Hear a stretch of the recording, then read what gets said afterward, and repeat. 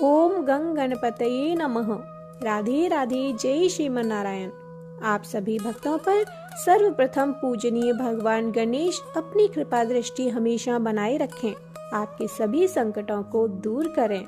इस साल जनवरी का पहला व्रत बहुत महत्वपूर्ण माना जा रहा है, क्योंकि ये भगवान गणेश को समर्पित है। हिंदू धर्म में भगवान गणेश को सभी प्रकार के विघ्नों को दूर करने वाला देवता माना जाता है। उनकी पूजा करने से सुख समृद्धि और सभी मनोकामनाओं की पूर्ति होती है। आज विनायक चतुर्थी का व्रत किया जा रहा है। पंचांग के अनुसार हर माह 2 चतुर्थी का व्रत किया जाता है, एक शुक्ल पक्ष की चतुर्थी तिथि और दूसरा कृष्ण पक्ष की चतुर्थी तिथि का। कृष्ण पक्ष की चतुर्थी तिथि को संकष्टी चतुर्थी के नाम से जाना जाता है और शुक्ल पक्ष की चतुर्थी तिथि को विनायक चतुर्थी के नाम से। दोनों ही चतुर्थी में भगवान गणेश की पूजा की जाती है। मान्यता है कि विनायक चतुर्थी में वक्रतुंड गणेश की पूरे विधान से पूजा की जाती है। गणेश जी के सभी स्वरूपों में वक्रतुंड गणेश जल्दी कृपा करते हैं और भक्तों पर अपना आशीर्वाद बनाए रखते हैं। विनायक चतुर्थी व्रत में कथा सुनने और पढ़ने का विशेष महत्व है। अगर आप चतुर्थी तिथि का व्रत नहीं कर रहे हैं तो कथा सुनने मात्र से जीवन के सभी कष्ट दूर हो जाते हैं। आइए श्रवण करते हैं विनायक चतुर्थी व्रत की पौराणिक कथा। मेरा आप सबसे विनम्र निवेदन है कि कथा को पूरे श्रद्धा और विश्वास के साथ सुनिएगा और ज्यादा से ज्यादा शेयर कीजिएगा, जिससे आप भी कहीं न कहीं पुण्य के भागी बन सकें। बोलिए गणेश भगवान की जय। तो सबसे पहले हम भगवान गणेश के चरणों में नमन करेंगे और पवित्र मन और सच्चे हृदय से भाव विभोर होकर कथा का रसपान करेंगे। पौराणिक कथा के अनुसार एक बार भगवान शिव तथा माता पार्वती नर्मदा नदी के किनारे बैठे थे। वहां माता पार्वती ने भगवान शिव से समय व्यतीत करने के लिए चौपड़ खेलने को कहा। भगवान शिव चौपड़ खेलने के लिए तैयार हो गए, परंतु इस खेल में हार जीत का फैसला कौन करेगा, यह प्रश्न उनके समक्ष उठा तो भगवान शिव ने कुछ तिनके एकत्रित कर उसका एक पुतला बनाकर उसकी प्राण प्रतिष्ठा कर दी और पुतले से कहा, बेटा हम चौपड़ खेलना चाहते हैं, परंतु हमारी हार जीत का फैसला करने वाला कोई नहीं है, इसीलिए तुम बताना कि हम दोनों में से कौन हारा और कौन जीता। उसके बाद भगवान शिव और माता पार्वती का चौपड़ खेल शुरू हो गया। यह खेल 3 बार खेला गया और संयोग से तीनों बार माता पार्वती ही जीत गईं। खेल समाप्त होने के बाद बालक से हार जीत का फैसला करने के लिए कहा गया तो उस बालक ने महादेव को विजयी बताया। यह सुनकर माता पार्वती क्रोधित हो गईं और क्रोध में उन्होंने बालक को लंगड़ा होने, कीचड़ में पड़े रहने का श्राप दे दिया। बालक ने माता पार्वती से माफी मांगी और कहा कि माँ, यह मुझसे अज्ञानवश हुआ है, मैंने किसी द्वेष भाव में ऐसा नहीं किया। बालक द्वारा क्षमा मांगने पर माँ ने कहा, यहाँ गणेश पूजन के लिए नाग कन्याएं आएंगी, उनके कहे अनुसार तुम गणेश व्रत करो, ऐसा करने से तुम मुझे प्राप्त करोगे। यह कहकर माता पार्वती शिव के साथ कैलाश पर्वत पर चली गईं। 1 वर्ष बाद उस स्थान पर नाग कन्याएं आईं। तब नाग कन्याओं से श्री गणेश जी के व्रत की विधि मालूम करने पर उस बालक ने 21 दिन लगातार गणेश जी का व्रत किया। उसकी श्रद्धा से गणेश जी प्रसन्न हुए। उन्होंने बालक को मनोवांछित फल मांगने के लिए कहा। उस पर उस बालक ने कहा, हे विनायक जी, मुझे इतनी शक्ति दीजिए कि मैं अपने पैरों से चलकर अपने माता पिता के साथ कैलाश पर्वत पर पहुंच सकूं और वे यह देखकर प्रसन्न हों। तब बालक को वरदान देकर श्री गणेश अंतर्ध्यान हो गए। इसके बाद वह बालक कैलाश पर्वत पर पहुंच गया और कैलाश पर्वत पर पहुंचने की अपनी कथा उसने भगवान शिव को सुनाई। चौपड़ वाले दिन से माता पार्वती शिव जी से विमुख हो गई थी, अतः देवी के रुष्ट होने पर भगवान शिव ने भी बालक के बताए अनुसार 21 दिनों तक श्री गणेश का व्रत किया। इस व्रत के प्रभाव से माता पार्वती के मन से भगवान शिव के लिए जो नाराजगी थी वह समाप्त हो गई। तब यह व्रत विधि भगवान शंकर ने माता पार्वती को बताई। यह सुनकर माता पार्वती के मन में भी अपने पुत्र कार्तिकेय से मिलने की इच्छा जागृत हुई। तब माता पार्वती ने भी 21 दिन तक श्री गणेश का व्रत किया तथा दूर्वा, फूल और लड्डुओं से गणेश जी का पूजन अर्चन किया। व्रत के 21वें दिन कार्तिकेय स्वयं माता पार्वती से आकर मिले। उस दिन से श्री गणेश चतुर्थी का यह व्रत समस्त मनोकामनाओं की पूर्ति करने वाला व्रत माना जाता है। इस व्रत को करने से मनुष्य के सारे कष्ट दूर होकर मनुष्य को समस्त सुख सुविधाएं प्राप्त होती हैं। बोलिए गणेश भगवान की जय। अब सुनते हैं दूसरी कथा। एक बार गणेश जी ने पृथ्वी के मनुष्यों की परीक्षा लेने का विचार किया। वे अपना रूप बदलकर पृथ्वी पर भ्रमण करने लगे। उन्होंने एक बालक का रूप बना लिया और एक हाथ में 1 चम्मच दूध ले लिया और दूसरे हाथ में 1 चुटकी चावल ले लिए और गली गली घूमने लगे। साथ ही साथ आवाज लगाते चल रहे थे कि कोई मेरे लिए खीर बना दे, कोई मेरे लिए खीर बना दे। कोई भी उन पर ध्यान नहीं दे रहा था, बल्कि लोग उन पर हंस रहे थे। वे लगातार एक गांव के बाद दूसरे गांव इसी तरह चक्कर लगाते हुए पुकारते रहे, पर कोई खीर बनाने के लिए तैयार नहीं था। सुबह से शाम हो गई, गणेश जी लगातार घूमते रहे। एक बुढ़िया थी, शाम के वक्त अपनी झोपड़ी के बाहर बैठी हुई थी।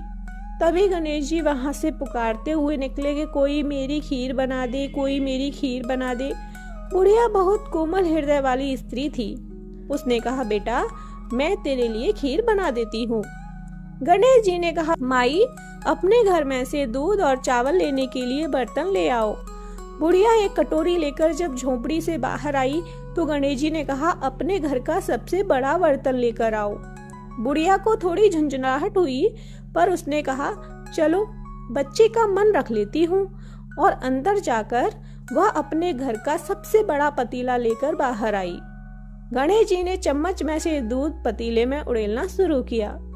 तब बुढ़िया के आश्चर्य की सीमा न रही जब उसने देखा दूध से पूरा पतीला भर गया है।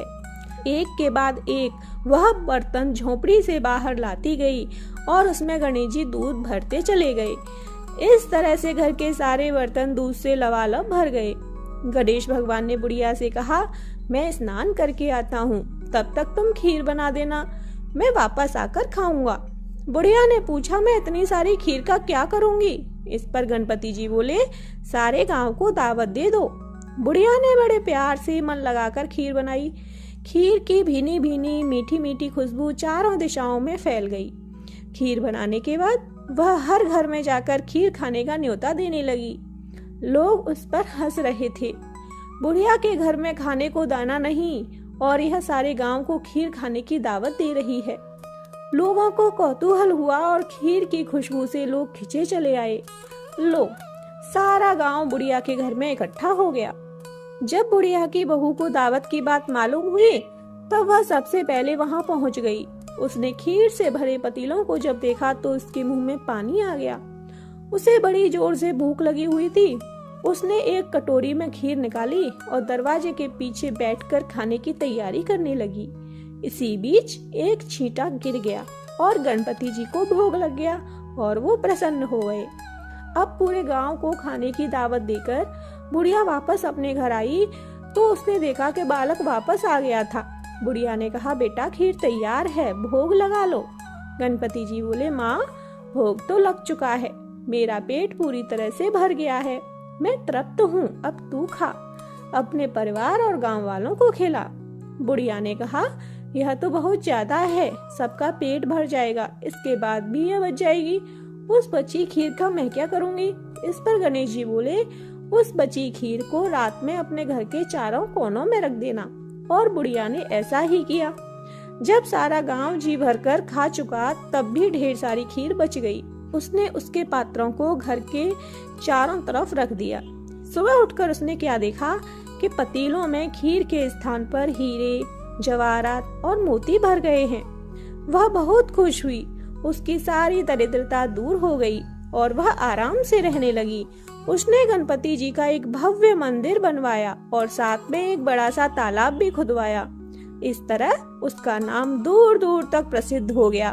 उस जगह वार्षिक मेले लगने लगे। लोग गणेश जी की कृपा प्राप्त करने के लिए उस स्थान पर पूजा करने और मान्यताएं मांगने के लिए आने लगे। गणेश भगवान सबकी मनोकामनाएं पूरी करने लगे। हे गणेश भगवान, जो कहानी को कहे सुने हुंकार भरे, जैसी कृपा भगवान गणेश ने बुढ़िया माई पर करी वैसी कृपा हम सब पर करना, हम सब पर करना। बोलिए गणेश भगवान की जय। भगवान गणेश की कृपा की एक और कथा श्रवण करते हैं। मालिन नाम की विधवा एक नगर में रहती थी। उसका एक 4 साल का पुत्र भी था।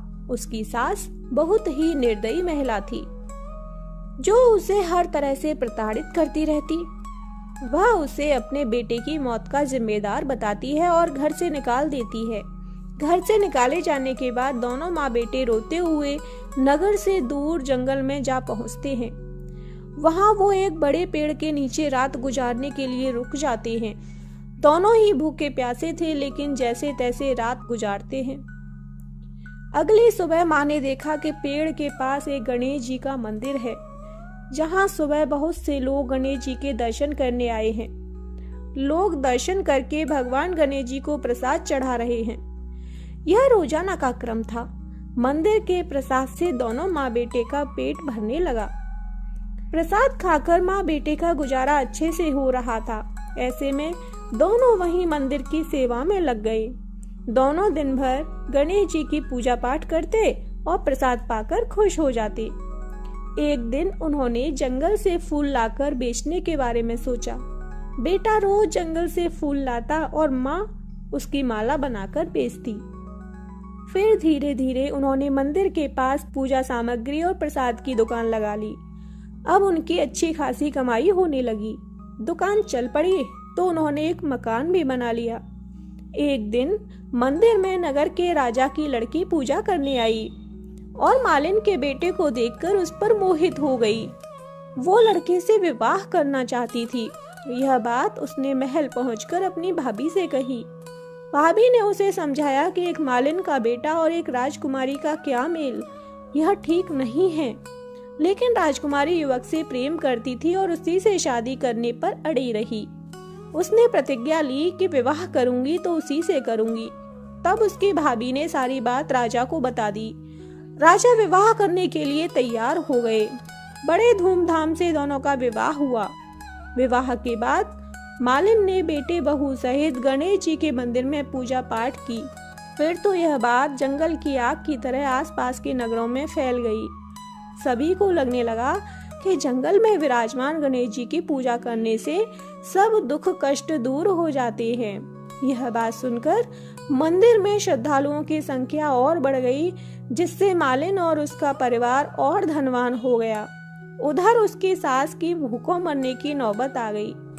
उसने जब गणेश मंदिर की महिमा सुनी तो एक दिन वह भी रोती रोती उसी गणेश मंदिर पर जा पहुंची।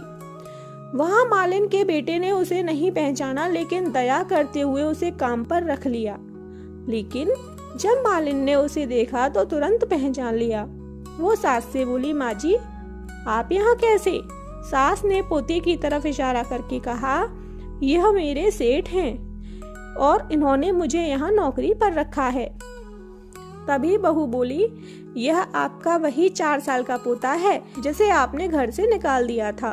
तभी बहू ने कहा, माँ जी जो हो गया सो हो गया, अब आप हमारे साथ यहीं रहिए।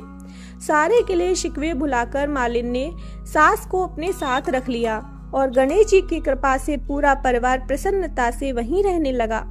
कहने को तो यह एक साधारण कहानी प्रतीत होती है, लेकिन यह गणेश जी की महिमा और भक्त वत्सलता का एक मार्मिक उदाहरण है, जो हमें सदैव भक्ति मार्ग पर चलने की प्रेरणा देती है। बोलिए गणेश भगवान की जय।